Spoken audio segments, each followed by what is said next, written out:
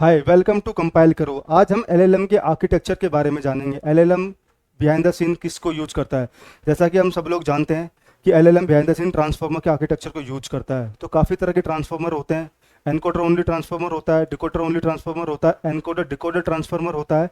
So basically जो Burt होता है वो आपका एनकोडर ओनली ट्रांसफार्मर को फॉलो करता है, और जो लार्ज लैंग्वेज मॉडल होते हैं वो आपके डिकोडर ओनली ट्रांसफार्मर को फॉलो करते हैं। सो हम स्टेप बाय स्टेप एक एक प्रोसेस को कवर करेंगे, किस तरह से पूरा का पूरा ट्रांसफार्मर को डिजाइन किया जाता है, किस तरह से इनपुट डेटा दिया जाता है और किस तरह से डेटा की प्रोसेसिंग की जाती है।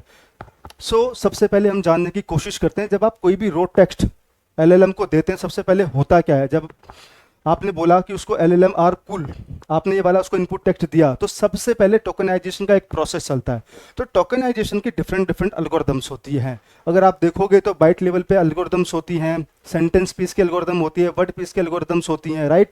कैरेक्टर लेवल पे भी आपके टोकनाइजेशन के प्रोसेस चलते हैं, बाइट लेवल पे भी चलते हैं, सेंटेंस लेवल पे भी चलते हैं, वर्ड लेवल पे भी चलते हैं। डिपेंड करता है कि किस तरह का हमने एल्गोरिदम को चूज किया है, उसके बेसिस पे ये टोकनाइजेशन का पूरा प्रोसेस काम करता है। और टोकन एम्बेडिंग लेयर का मतलब क्या होता है। सो बेसिकली आप जो टेक्स्ट देते हैं उसको पहले आप टोकन में ब्रेक करोगे। टोकन में ब्रेक करने के बाद आप उसको एक वेक्टर की फॉर्म में रिप्रेजेंट करते हैं, ठीक है। तो उसको बोलते हैं एम्बेडिंग। अब उसकी वेक्टर की फॉर्म में कन्वर्ट करने के लिए एम्बेडिंग करना जरूरी है, राइट।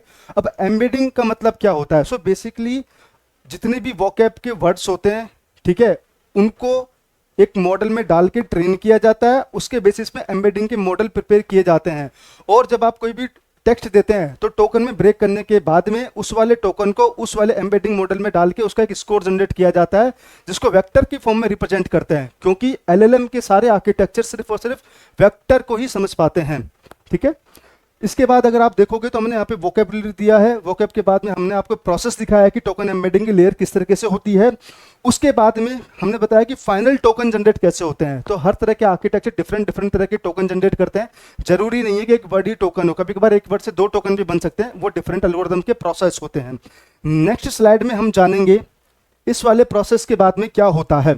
बेसिकली मैं आपसे बात करूं तो सबसे ऊपर आपको दिख रहा है पोजिशन एम्बेडिंग्स। तो ये पोजीशन एम्बेडिंग किस किस स्टेज पे आती है, किस स्टेप पे आती है बेसिकली। तो पहले जब आपने रो टेक्स्ट दिया था, उसके बाद में फिर आपका टोकन एम्बेडिंग वाला लेयर चला, उसके बाद में इन टोकन की पोजीशन क्या है उसको बोलते हैं पोजीशन एम्बेडिंग। इससे क्या होता है, क्योंकि आप जब भी एलएलएम के आगे न्यूरल नेटवर्क में जब जाओगे तो ये पैरेलल चीजों का प्रोसेस करता है। अगर आप उसको पोजीशन नहीं दोगे तो एलएलएम सीक्वेंस ऑर्डर में आउटपुट को जनरेट नहीं कर पाएगा, इसलिए पोजीशन एम्बेडिंग करना जरूरी होता है। अब नेक्स्ट स्लाइड में हम इसके बारे में जानेंगे कि किस तरह से ये पूरा डेटा जो है वो डिकोडर को दिया जाता है। तो अब तक हमने जो समझा यहाँ पे वो एनकोडर का प्रोसेस था। बेसिकली एनकोडर के प्रोसेस के बाद में डिकोडर का प्रोसेस स्टार्ट होता है। अब डिकोडर थोड़ा सा रिवर्स वे में काम करता है। जो आपने इसको इनपुट दिया, आपने एक टेक्स्ट दिया, टेक्स्ट को फिर वेक्टर की फॉर्म में रिप्रेजेंट करा, फिर आपने उसमें पोजीशन एम्बेडिंग करी। वो करने के बाद जो फाइनल वेक्टर जो आपके पास में आया उसको फिर आपने मल्टीपल लेयर से पास करा डिकोडर के ट्रांसफॉर्मर में, ठीक है। तो आप यहाँ पे देख रहे हैं डिकोडर ओनली ट्रांसफॉर्मर वाला प्रोसेस है। यहाँ पे होता है self attention, multi head attention, multi head mask self attention, ठीक है, फीड फॉरवर्ड नेटवर्क्स। अब सबसे पहले समझने की कोशिश करते हैं कि सेल्फ अटेंशन क्या होता है। जब आप कोई भी सीक्वेंस ऑफ टोकन को देते हैं तो उन टोकन के बीच में रिलेशनशिप क्या है, एक टोकन दूसरे टोकन के साथ में मैच होता है या नहीं होता है, कोई सेंस बनाता है या नहीं बनाता है। जब आप किसी सेंटेंस में मल्टीपल टोकन डालते हो तो उसका सेंस बनता है या नहीं बनता है, उसको बोलते हैं सेल्फ अटेंशन। जब इस वाले प्रोसेस को पैरेलली हम मल्टीपल टाइम्स करते हैं, ये सब चीजें पैरेलल होती हैं, ऐसा नहीं कि एक के बाद एक होगा सीरियल में, ये पैरेलल होती है, उसको बोलते हैं हेड्स, इसलिए इसको बोलते हैं मल्टी हेड अटेंशन। और उसमें से जब किसी टोकन को मास्क कर दिया जाता है तो उसको बोलते हैं multi head mask self attention. उसके बेसिस पे फिर वेटेज थोड़े से चेंज हो जाते हैं। जब आप सेल्फ अटेंशन वाली लेयर में जाते हैं तो पूरी न्यूरल नेटवर्क की लेयर होती है। फिर जब आप आउटकम जनरेट करते हैं तो उसमें कुछ लॉस होता है, तो लॉस के कुछ फंक्शंस होते हैं, उसके बेसिस पे लॉस कैलकुलेट किया जाता है। फिर उसमें जो वेट होता है उसको फाइन ट्यून किया जाता है। तो ये प्रोसेस काफी कंप्यूटेशनल हैवी प्रोसेस होते हैं, ठीक है।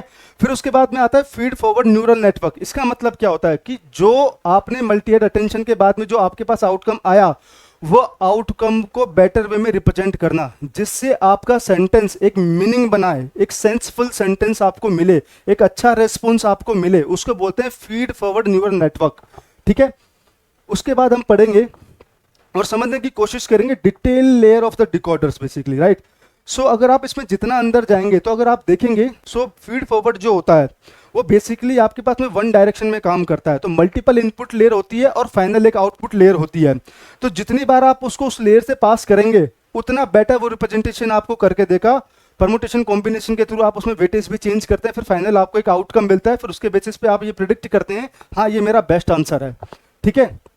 इसी तरह से पूरा का पूरा डिकोडर आर्किटेक्चर डिटेल में काम करता है। फिर हम थोड़ा सा फंक्शन के बारे में भी जाएंगे कि जैसे आपने जब फाइनल आउटकम जब जनरेट करा, ठीक है, जैसे आपने इनपुट टोकन दिया, फिर इसके बाद में जब पूरा चीज जनरेट हुआ तो बेसिकली एलएलएम आर्किटेक्चर्स क्या होते हैं, ये हमेशा नेक्स्ट टोकन को प्रिडिक्ट करते हैं। वो नेक्स्ट टोकन एग्जिस्टिंग टोकन के साथ में कितना सेंस बनाता है, कितना स्ट्रॉन्ग रिलेशनशिप है, कितना स्ट्रॉन्ग दोनों का स्कोर आ रहा है, उसके बेसिस पे नेक्स्ट टोकन जनरेट होता है, राइट। ये पूरा का पूरा जो डिकोडर का आर्किटेक्चर है यह सिर्फ और सिर्फ नेक्स्ट टोकन को प्रिडिक्ट करता है। और जब और ये वाला प्रोसेस रिकरिंग में होता है क्योंकि मल्टीपल नेक्स्ट टोकन आपको जनरेट करने पड़ते हैं, नेक्स्ट वर्ड आपको निकालना पड़ता है जिससे आप अपना सेंटेंस कंप्लीट कर सके। इसमें आप देखेंगे तो मैंने यहाँ पे बोला था actual next token compute loss. So basically इसका मतलब क्या होता है, क्योंकि जब भी आपके पास में न्यूरल नेटवर्क से जब कोई आउटकम आता है तो उसका कुछ लॉस होता है, तो लॉस को एक बैलेंस आउट करना होता है, राइट। लॉस को मिनिमम करना होता है, उसके बाद आप फाइनल आउटपुट जनरेट करते हैं। उसके बाद में आपने बोला प्रिडिक्टेड नेक्स्ट टोकन, फिर वो आपको मिला, टोकन की प्रोबेबिलिटीज निकाली जाती है, ये सारे फंक्शंस होते हैं, आपको एक एग्जांपल फंक्शन पे दिख रहा होगा सॉफ्टमैक्स वाला। इन सब चीज़ों के बारे में, ये मैथमेटिकल फॉर्मूलाज हैं, इनके बारे में अपन डिटेल में अलग से किसी क्लास में समझने की कोशिश करेंगे।